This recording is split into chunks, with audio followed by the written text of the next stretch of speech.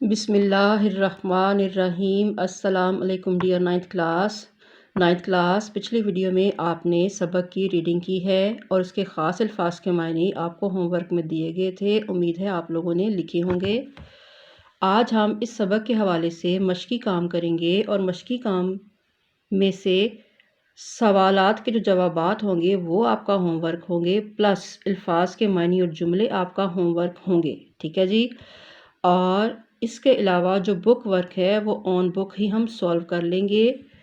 اس سے پہلے کہ میں سوالات کے جوابات اور بک کا کام آپ کو سولو کرنا بتاؤں، میں آپ کو بتا دوں کہ پیٹرن کیا ہے آپ کے آج کے ہوم ورک کا، وہ دیکھ لیجئے۔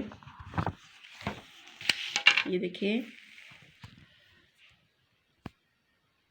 رائٹ ہینڈ پہ مارجن لائن کے باہر ڈیٹ اور مہینے کا نام ہے، اسی لائن پہ مڈ میں جماعت کا کام لکھا جائے گا اور لیفٹ ہینڈ پہ مارجن لائن کے باہر دن کا نام ہوگا، ٹھیک ہے جی۔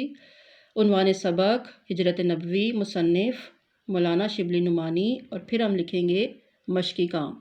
مشقی کام لکھنے کے بعد پہلا سوال درج ہے، ہجرت نبوی سے کیا مراد ہے؟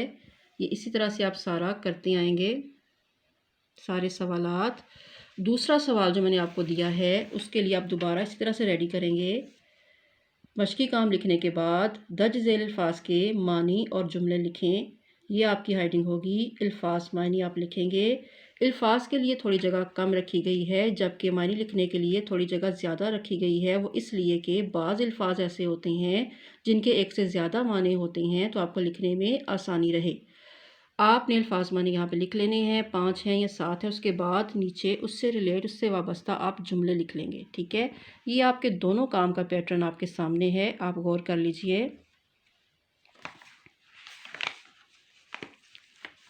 اب ہم آ جاتے ہیں سبق کے مشقی کام پر۔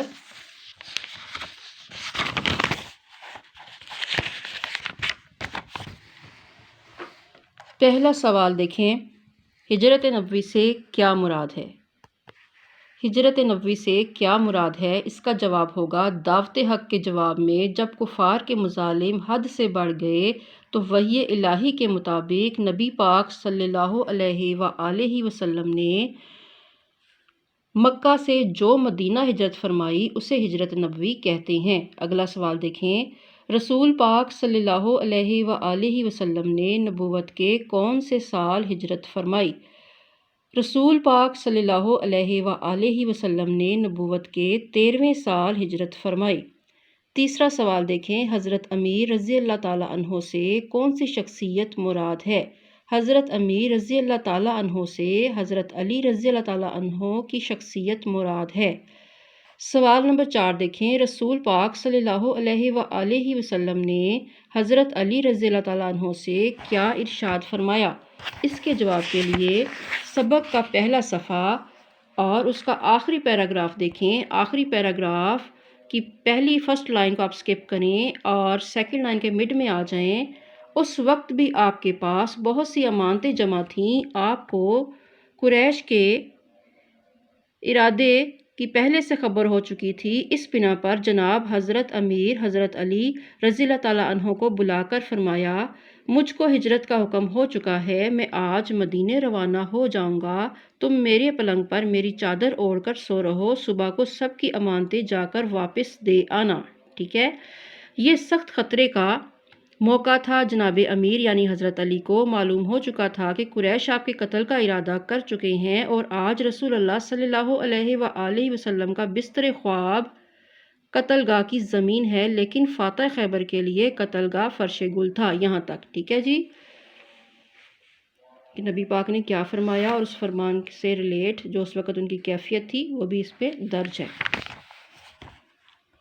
اگلا سوال دیکھیں، حضرت اسماء رضی اللہ تعالیٰ عنہ کون تھی؟ حضرت اسماء رضی اللہ تعالیٰ عنہ حضرت ابو بکر رضی اللہ تعالیٰ عنہ کی بیٹی تھی، جو 3 دن رات تک غار ثور میں نبی پاک اور اپنے والد حضرت ابو بکر کو کھانا پکا کر پہنچایا کرتی تھیں۔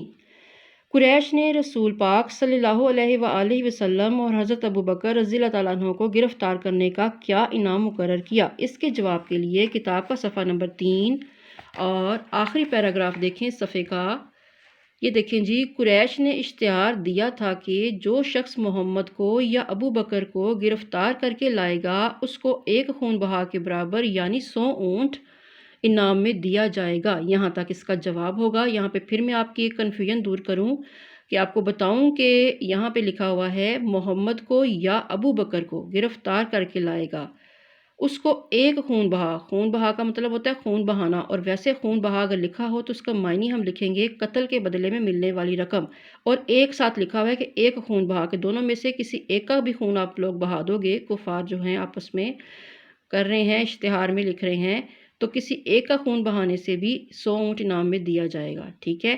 یا لکھا ہوا ہے اور اگر دونوں کا خون بہائیں گے تو 200 اونٹ انعام کے طور پر دیے جائیں گے۔ لیکن اسی پیراگراف میں یہ لائن جو انڈر لائن آپ کو گرین سی نظر آ رہی ہے اس پہ غور کیجئے، لیکن 100 اونٹوں کا گراں بہا معاوضہ ایسا نہ تھا کہ تیر کی بات مان لی جاتی۔ یہاں سے ظاہر ہے کہ دونوں کو گرفتار کرنے کا انعام 100 اونٹ تھا، ٹھیک ہے، 200 نہیں تھا، لیکن اوپر یہاں ظاہر ہو رہا ہے کہ 200 اونٹ تھا دونوں کو گرفتار کرنے پر یا قتل کرنے پر۔ لہٰذا اس کنفیوژن کو دور کرنے کے لیے اگر ہم دوسرے رائٹر ابن ہشام کی کتاب تصنیف ہجرت نبوی پڑھیں تو ہو سکتا ہے ہمیں مزید معلومات اس سلسلے میں مل سکے۔ اینیویز آخری سوال دیکھیں اس مشق کا، سراقہ بن جشم کیسے طائب ہوا؟ اسی صفحے پر آئیں جس کا ابھی میں نے آپ کو جواب لکھوایا ہے۔ یہ دیکھیں جی، پیراگراف جو شروع ہو رہا ہے صفحہ نمبر 3 پر، اس کی سٹارٹنگ کی جو فرسٹ لائن ہے اس کو سکپ کریں اور مڈ میں آئیں۔ سراقہ بن جشم نے سنا، یہاں پہ آپ خود ایڈیشن کریں گے کہ قریش کے اشتہار کا سنا تو انعام کی امید میں نکلا، یہاں سے لے کر اور نیچے جو لکھا ہوا ہے فرمان عمل لکھ دیا یہاں تک، اور اس کے بعد ایک جملہ آپ خود سے لکھیں گے، لہٰذا وہ اس طرح سے طائب ہو گیا اور رسول اللہ کے راستے سے ہٹ گیا، ٹھیک ہے جی۔ یہ لکھیں گے، آپ خود سے ایڈیشن کریں گے اس جملے کا، اور اوپر آپ نے ایڈیشن کیا کرنا ہے، قریش کا اشتہار سن کر سراقہ بن جشم انعام کی امید میں نکلا۔ اس کے بعد آ جائیں مشقی کام کے دوسرے سوال کی طرف۔ دوسرا سوال ہے متن کو مد نظر رکھتے ہوئے موضوع الفاظ کی مدد سے خالی جگہ پر کریں۔ حافظ عالم نے مسلمانوں کو دارالامان کی طرف رخ کرنے کا حکم دیا، دارالامان ڈیش کی طرف رخ کرنے کا حکم دیا، ڈیش میں آپ نے کیا فکس کرنا ہے، آپشن نیچے لکھے ہوئے ہیں، مدینہ فکس کرنا ہے، ٹھیک ہے جی۔ نبوت کا ڈیش سال شروع ہوا اور اکثر صحابہ مدینے پہنچے تو وحی الہی کے مطابق آگے اس کے آپشن نیچے لکھے ہوئے ہیں، آپ لکھیں گے 13واں سال شروع ہوا، اس وقت بھی آپ کے پاس بہت سی ڈیش جمع تھیں یعنی امانتیں جمع تھیں۔ اس کے بعد ڈیش کو معلوم ہو چکا تھا کہ قریش آپ کے قتل کا ارادہ کر چکے ہیں۔ کنہیں معلوم ہو چکا تھا؟ جناب امیر یعنی حضرت علی کو معلوم ہو چکا تھا۔ اس کے بعد ہے ڈیش سے پہلے ہی قرارداد ہو چکی تھی، کس سے؟ حضرت ابو بکر سے پہلے ہی قرارداد ہو چکی تھی۔ کیا قرارداد؟ کہ وہ حضرت محمد صلی اللہ علیہ وآلہ وسلم کے ساتھ ہجرت کے سفر میں ہوں گے۔ اسی طرح ڈیش راتیں غار میں گزاریں، 3 4 5 7 آپشن لکھے ہوئے ہیں، یہاں پہ آئے گا 3، ٹھیک ہے جی۔ یہ سوال بھی ہو گیا۔ اس کے بعد اگلا سوال دیکھیں، درست جملے کی آپ نے کرنی ہے کریکشن۔ دعوت حق کے جواب میں ہر طرف سے تلوار کی جھنکاریں سنائی دے رہی تھیں، جی یہ درست ہے۔ حافظ عالم نے مسلمانوں کو دارالامان حبشہ کی طرف رخ کرنے کا حکم دیا، نہیں یہ غلط ہے، حبشہ کی طرف نہیں مدینہ کی طرف رخ کرنے کا حکم دیا تھا۔ نبوت کے 13ویں سال اکثر صحابہ مدینے پہنچ چکے تھے، ٹھیک ہے۔ سب لوگوں نے ایک ہی رائے پیش کی، نہیں غلط ہے یہ۔ اہل عرب زنانہ مکان کے اندر گھسنا معیوب سمجھتے تھے، درست ہے یہ۔ فاتح خیبر کے لیے قتل کا فرش گل تھا، یہ بھی درست ہے۔ حضرت ابو بکر رضی اللہ تعالیٰ عنہ کا غلام رات کے بکریاں چرا کر لاتا تھا یا لاتا رہا، یہ بھی درست ہے۔ حضرت عائشہ رضی اللہ تعالیٰ عنہ گھر سے کھانا پکا کر غار میں پہنچاتی تھیں، غلط ہے یہ، حضرت عائشہ نہیں حضرت اسما تھیں۔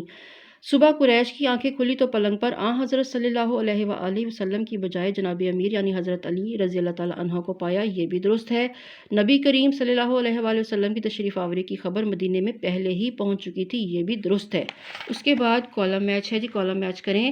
دارالامان کو ہم ملائیں گے مدینہ کے ساتھ، دیانت کو امانت کے ساتھ، قتل گاہ کو فرش گل کے ساتھ، ہماتن کو چشم انتظار کے ساتھ، جبکہ تلوار کو ہم ملا دیں گے جھنکاریں کے ساتھ، ٹھیک ہو گیا۔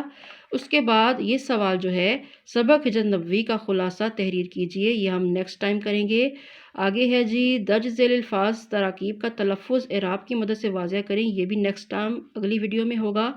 یہ سوال جو ہے یہ بھی آپ کا آج کا ہوم ورک ہے، درج ذیل کے معنی لکھیں اور جملوں میں استعمال کریں۔ پیٹرن میں نے آپ کو دے دیا ہے، دعوت حق کا معنی سن لیں، دین اسلام کی دعوت، ٹھیک ہے جی۔ ہدف نشانہ معیوب، برا، ترکش، تیردان، خون بہا، قتل کے بدلے میں ملنے والی رقم. ٹھیک ہے، یہ آپ کا ہوم ورک ہے. ہوم ورک میں ابھی آخری سوال بھی جو ہوگا اس میں بھی کچھ الفاظ ہے جس کے معنی میں آپ کو بتاؤں گی، وہ بھی شامل کریں گی آپ، تو پھر آپ کا یہ سوال جو ہے الفاظ معنی جملوں والا جو آپ کا ہوم ورک ہے کمپلیٹ ہوگا. اگلا سوال دیکھیں، جمع کے واحد اور واحد کی جمع لکھیں. ہدف جو ہے یہ واحد ہے، ہدوف اس کی جمع ہوگا. جھنکاریں جمع ہے، اس کا واحد جھنکار ہوگا. رائیں جمع ہے، اس کا واحد رائے ہوگا. زنجیر جمع ہے، اس کی جو جمع ہے زنجیریں ہوگا. قبائل جو ہے وہ قبیلہ کی جمع ہوگی. ٹھیک ہے، قبیلہ ہے واحد ہے اور اس کی جمع قبائل ہوگا. آگے درج ذیل اقتباس کی تشریح یا سیاق و سباق کے حوالے سے یہ بھی نیکسٹ ٹائم اگلی ویڈیو میں ہوگا. انہوں نے نشاندہی کی ہوئی ہے کہ کس پیراگراف کی تشریح کرانی یا آپ کو کروا دی جائے گی اگلی ویڈیو میں. ہاں، ابھی میں نے آپ کو کچھ الفاظ معنی جملے بتائے، اس میں آپ یہ بھی شامل کریں گے. یہ دیکھیں، درج ذیل تراکیب کے معنی لکھیں. آستانہ مبارک، نبی پاک کا گھر یا مبارک گھر، اس کا آپ معنی لکھیں گے. بوسہ گائے خلائق، وہ مقام جہاں پر احترام مخلوق خدا بوسہ دیتی ہے. مراد غار سور آپ لکھ سکتے ہیں. فرش گل، پھولوں کا فرش، پھولوں کی زمین. گراں بہا، بہت زیادہ قیمتی. ہمہ تن، بھرپور توجہ سے. چشم انتظار، انتظار کرنے والی آنکھ. ٹھیک ہے جی، بک ورک جو ہے آن بک ہم نے سولو کر لیا ہے. ہوم ورک کے لیے آپ کو مشقی سوالات اور الفاظ معنی جملے دیے جا رہے ہیں، یہ آپ نے کام کرنا ہے. اوکے جی، اللہ حافظ، ٹیک کیئر، فی امان اللہ.